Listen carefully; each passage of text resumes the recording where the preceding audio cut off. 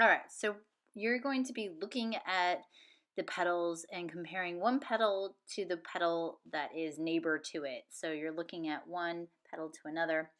And for this demo, I'm just going to concentrate on three, and then I'm going to work off camera and get a few more in. Okay, maybe more than three. I'll just do some of them.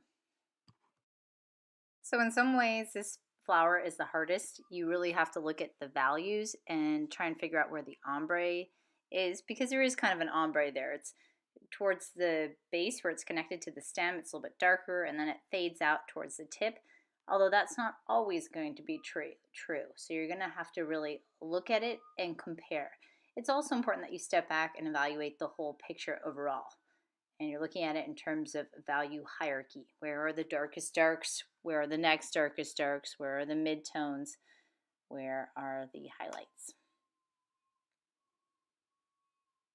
All right, so I worked off camera, and this is what it looks like after I worked it off camera. There are various shades of purples, pinks, kind of a coral color, peachy color.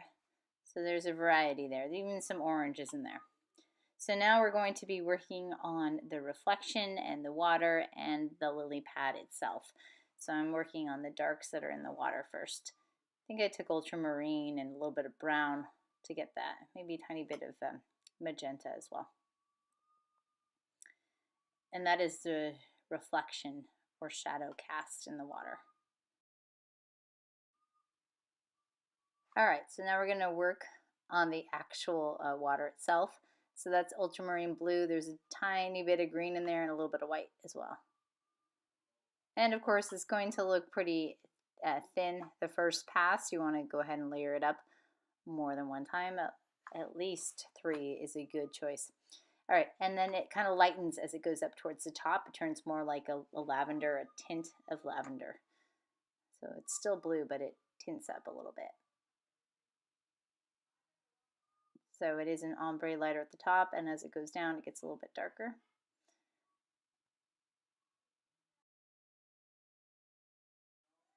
So you're painting carefully in between each petal when you're pushing the water around the petal. And then that gap to the left is reserved for the water lily pad. So that's going to be the green. I'm just going to skip ahead a little bit so you can see what it looks like after it's finished.